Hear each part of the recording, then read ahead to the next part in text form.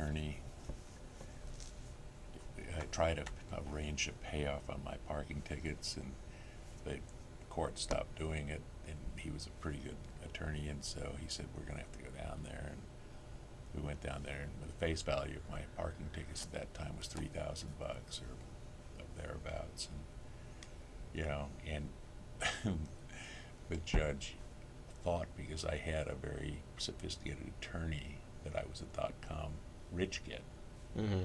And so he just said,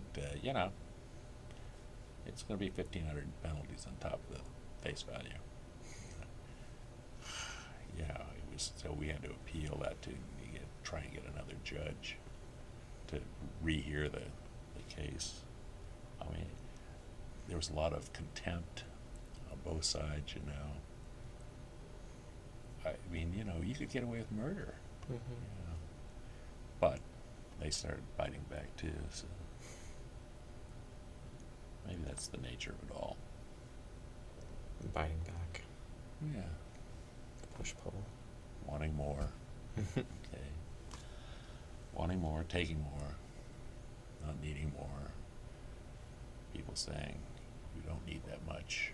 We don't have enough. Wham.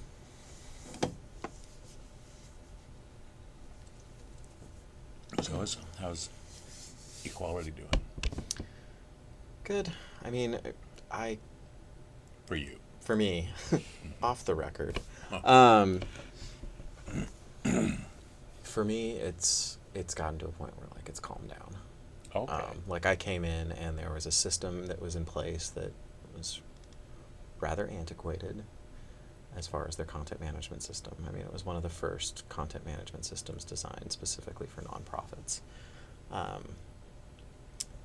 The problem with it was that it was kind of like a duct tape and safety pin approach to every new addition that they put onto this system. Both the people who developed the content management system and the people who were using it. So we got to this point where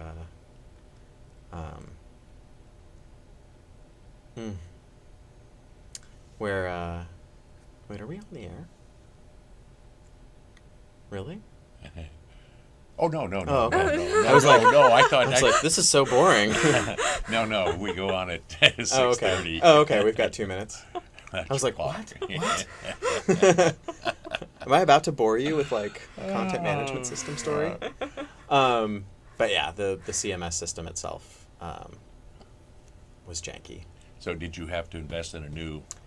Well, we have a software? 10-year contract with them, Oh, so okay. that 10-year contract is up in a year and a half. Okay. So once that's in place, we'll relook at it. Yeah. But there was just no documentation on how to, so I had to Kind of reinvent the wheel. for a month, just figure it out. It was not the most intuitive process.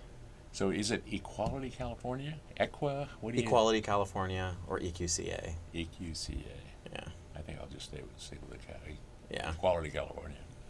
You're not really saving that many syllables by saying EQCA. I'm not a saver anyway.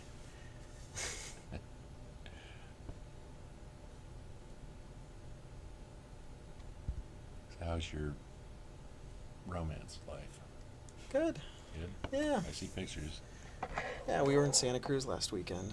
And, Was the boardwalk still open? yeah, they do. We got there for the chili cook-off. Okay. All right. Ready. Good evening, ladies and gentlemen. Welcome to Face2Face with Stu Smith. My name is Stu Smith. I'm your host, and with me tonight is my pal, Shawn Osborn. Welcome, Shawn. Thanks Thank for you. coming over. No problem. We thought we'd discuss a couple of things, starting out perhaps with Equality California, where Shawn is now working, and perhaps if we have time, getting into some discussion about the whys and wherefores of Occupy Wall Street, occupy every city in the world, I guess, at this point. So how is Equality California doing? Great. We this past legislative year, it was kind of a milestone year for us. In 2011, we had 12 pieces of legislation that we sponsored. Wow. So all 12 of those passed legislation, so we got them passed. And then 10 of them were signed by the governor into law. My God. So That's a Yeah. pretty amazing statistical achievement. Well, in the past, let's see, the past decade since Equality California was formed, we've managed to get 85 pieces of legislation passed. I had no idea. Yeah. That's an amazing achievement. Yeah. Wow. So what's the compass of all the things that you do at Equality? Well, my title is Deputy Director of Online Communities and Giving. So Okay. basically there with the website and with the communities that form around social media such as Facebook and Twitter. Okay. And so let's start with the mission of Equality California. Well, before Equality California came to be, California had very poor legislative rights or rights for LGBT folks. Once Equality California came aboard, then there was a presence, and then there was an active group of folks rallying and starting coalitions around legislative work and civil rights in California. Mm-hmm. Now, was that, I guess that's probably after Anita Bryant and the Briggs Initiative and all of that. Yes, after But Anita maybe Bryant those and the were pie some- in the face. Maybe those were some of the seeds that eventually helped create Equality California. I don't know. But the success you've had legislatively is amazing. What are some of these pieces legislative bits actually bring to the table? Well, the biggest one, as far as success stories, is the Fair Education Act, or SB 48, which is basically it is a law that was passed over the summer. It was signed by the governor, that includes not only LGBT folks but people of color, women, folks with disabilities into the social studies curriculum of California schools. As in being part of the textbook part of education, or? Well, it doesn't necessarily need to be implemented in textbooks. Textbooks don't get printed and produced. I mean, I'm a product of California schools, and I think the book that I had for social studies was about 10 years old. So we all know that, But I mean into the curriculum. I into guess the is a better curriculum, way. yeah, into the lesson plans of. Okay. So, and there's already curriculum out there. Actually, GSA Network has some stuff on their website, some tools for teachers to start getting it integrated into their curriculum. Okay. Now, did Equality California have a position, or were you active in the No on 8 campaign last year? Oh, you mean the No on Proposition 8? Yeah. Yeah, Equality California was very active in that. Okay. I wasn't aboard at the time, but yes, they were a major player in that. Reading No your on. notes, I know that you were at that point at St. Anthony's Foundation. Yes, yeah. In Yeah. 2008, I was at St. Anthony You've Foundation. got quite a career, you know. It's all over the place. Well, yeah, it's fascinating, though. I mean, I will show later. There's, I don't know, most of you there is a punk rocker playing your guitar, and then I think you went as a punk rocker to what? I'm trying to remember. When you were playing music. Oh, yeah, I played bass guitar in several different hardcore bands, hardcore punk bands. The one that you have a photo of is of me playing in a band called The Cost, and we were on Lookout Records, which is a local Berkeley record label. We toured extensively throughout the U.S. and even went up into Canada and Mexico. Released 2 records and an extended play EP, and that was fun. That lasted for about 5 years. Wow, Yeah, that's a pretty good run. yeah, it was. Holy mackerel. I had no idea. I knew that you'd done that. I didn't know that it lasted so long. I knew you toured. I didn't know that it was it sounds like it was very successful. Yeah, it was tremendously successful. I think our last record went aluminum. So Holy mackerel. I think I've gotten like 1 royalty check for like less than $20. Well, do you realize that probably 99% of the people have never had a royalty check? It's true. It's true. So you're in that 1%. But when you think about the time and money that was, at the time it was exactly what I wanted to do, and I wouldn't change it for the world. There were a lot of great experiences. I don't know many folks that can say that they've been to almost every state in the union, and I got to do that in part by playing in that band. With a bass guitar in hand. Yeah, with a bass guitar in hand. I mean, it must have been amazing touring in those days. I mean, not that it's that far back, but, you know, in the punk world, you know, which is still kind of, well, maybe it's kind of being revived in a sense, you know. It seems to me like there's a lot more action in that musical genre right now than there has been for a while. Maybe I'm... I think that with that scene, there's always different renaissance, if you will. I mean, you know, as far as I'm concerned, the punk rock movement wasn't really just something that came out of, you know, 1977.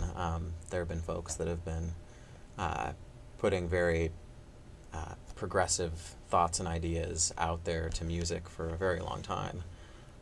Well, what an interesting opportunity to segue into talking about Occupy San Francisco, New York, Wall Street, or whatever. What are your feelings about Occupy Wall Street at this point?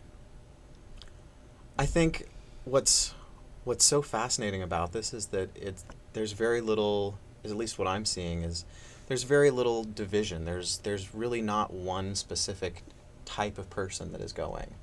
That there's this frustration, anger, and optimism that is coming from all different types of people, from different backgrounds, from different classes, from different, however you want to frame it. Mm-hmm. That there are folks that are mad as hell, that are giving of their time, their resources, just to be and take a stand. What I think is so fascinating about this is that we've reached a point where there's new media, that this story has collected more and more folks out there to places like Wall Street, to come out into their own neighborhoods like San Francisco, or I know that there's Occupy San Diego, there's Occupy San Pedro. I mean, that like it's all across the country. All across the country. And, you know, that people are giving their own stories and perspectives through taking a photo and uploading it through Twitter. That there's no, you know, people are upset at the establishment that often controls the media, and the media can't stop it anymore. Yeah, I mean, it's kind of a global situation, I guess you could call it. I mean, we've just watched Egypt go through a revolution. We've just watched Gaddafi actually be murdered by his own people after their revolution deposed him. There's a lot of that type of unrest, and I think the opportunity for this type of revolution is coming through modern media, new social media. The ability to shoot a picture, a message, instantly. And I understand it's pretty easy to block it. I don't know if that's true. Like in China, they can block, you know, that type of access. Yeah. I mean, but and you could also make a point for, you know, them blocking it at the BART station. Yeah, that's right, yeah. What was that? That was just in August, July, August. Yeah. I think, to your point of just this being a more global thing, we haven't had this sort of exposure to media, this sort of explosion, since the Renaissance, since Gutenberg. Uh-huh. So if you look at, you know, before the Renaissance period, the only folks that could read were people of the cloth, you know, folks that were associated with the church controlled the knowledge. Right now, media controlled the knowledge, or just not too long ago. We're reaching a point where that's changing too. You know, there was very little as far as information prior to the printing press, because everyone was writing it by hand, and so there were stop gaps in the way that information was distributed, and we've just lost a stopgap. The amount of information that's in the world today doubles every month and a half. My God. I really believe that, but it is astounding. Yeah, it's astounding how much is out there now. So just like the Renaissance period, where people didn't have to go to the church or to the town square and read a broadside that one person in the town maybe knew how to read, and they'd all listen. Now it's coming to our phones. Now it's coming to ThinkPads, and the technology is no longer a blocker anymore either. Well, do you think that we're using the Occupy Wall Street phenomena? Can momentum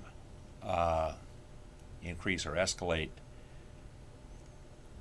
that quickly? I mean, it seems to me it came from nowhere weeks ago, and now it's kind of all over the United States, and we're now getting, as we did after about a year and a half or 2 years in the Vietnam era, we're getting to a place where the establishment is going to push back.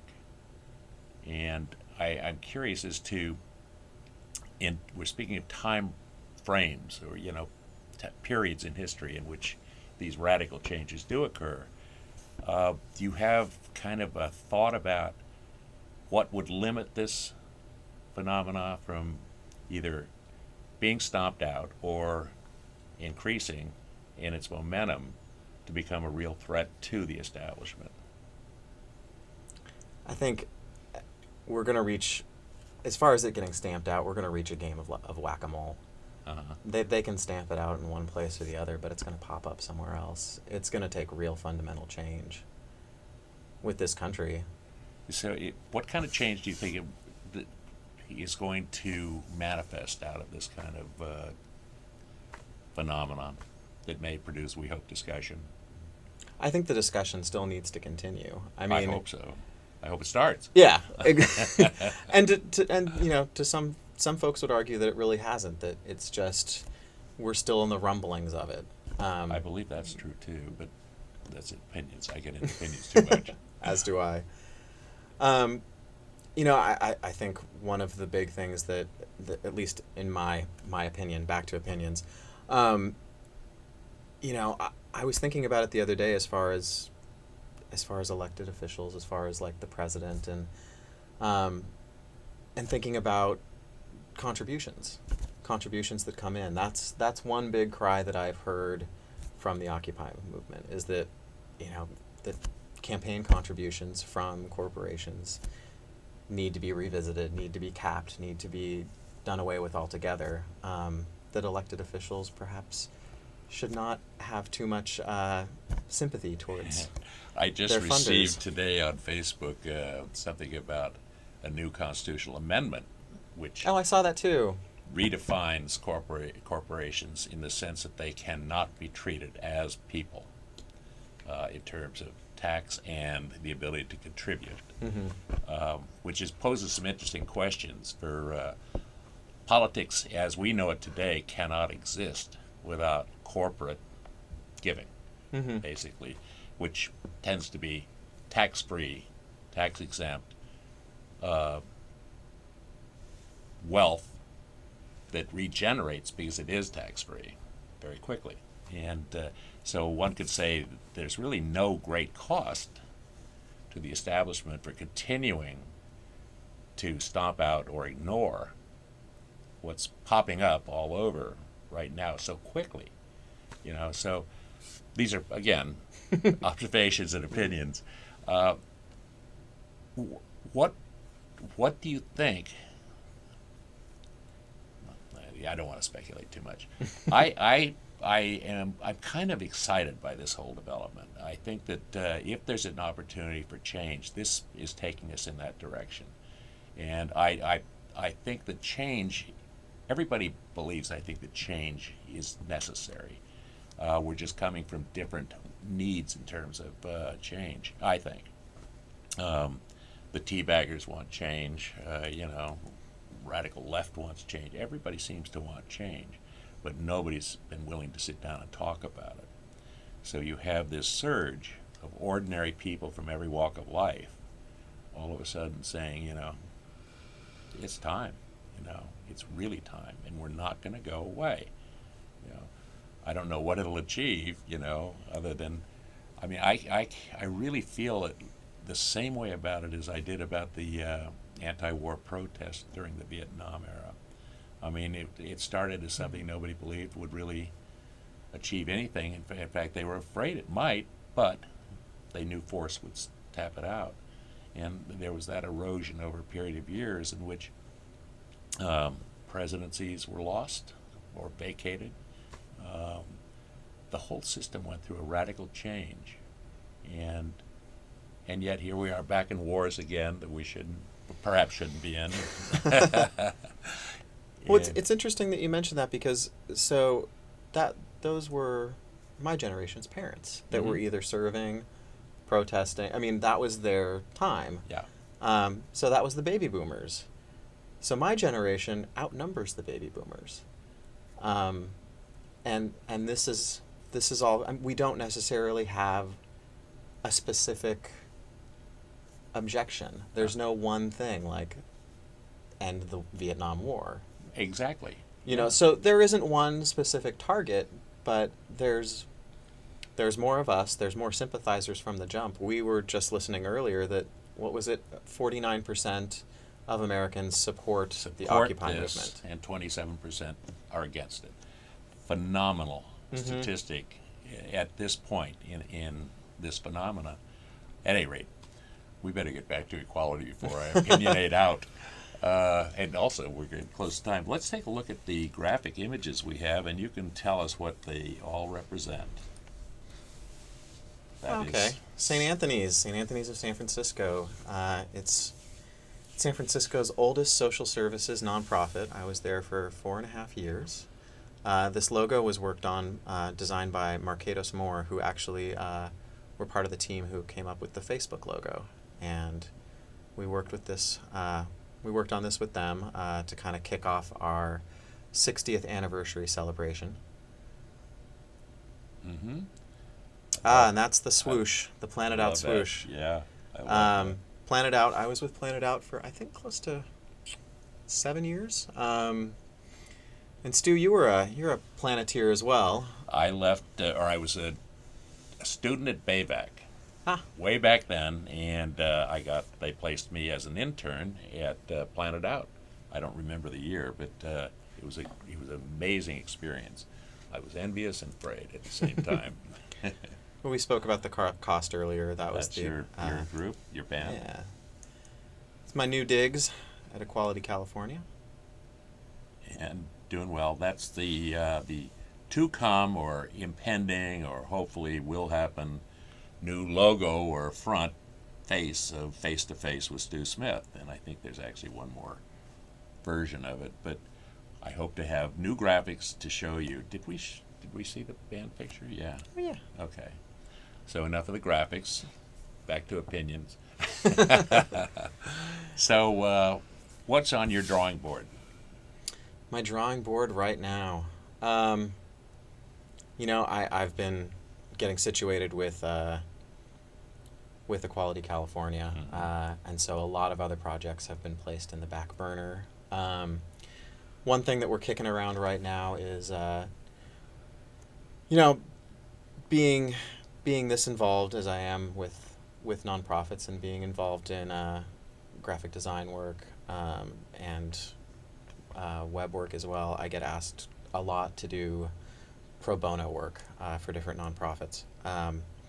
So we've been kicking around this idea, my boyfriend Mike and I and some other folks, about starting a design firm that does exclusively pro bono work for nonprofits. So having something that is funded by grants and by donations, that is specifically basically where audience participation picks 5-6 nonprofits a year that we'll work closely with. I love that. I just absolutely love it.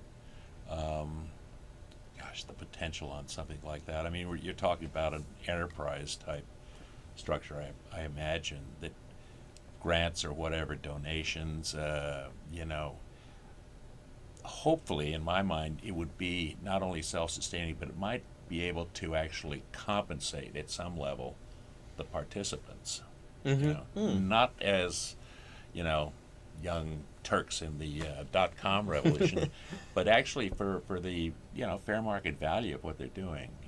I've done a few nonprofits myself, and that's been the goal. It's pretty hard to get the leverage or footing, but I think that's a really noble goal. But I mean, just where you're at and just dreaming about that is incredible. I just commend you. And I know that you've got an awful lot of your heart invested in the nonprofit world, in the sense that it's probably more rewarding to give than to receive, ultimately. But we do need to receive, because we don't, and we need to be recognized and acknowledged too. I mean, we are mere mortals, and we're here to share talent as well as compassion and strength, courage, all of those things, which you do abundantly. I know you personally and socially as well as professionally.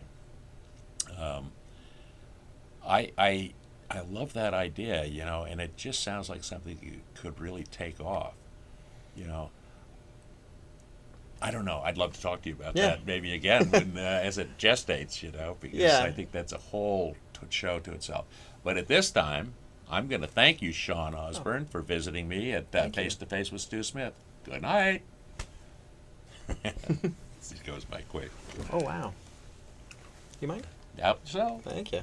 And you too, if you want one. Thank you. My little Trader Joe's mints. Wow, that was fast. Yeah, it flies. Oh, man. I am interested in that thing. I just think it could do so much good. The idea being that people vote. I So love that you too. get That's- community involvement in it. Yeah. You get to read the mission statement. It gets other folks involved in pushing it and voting it, and then at the same time, while it's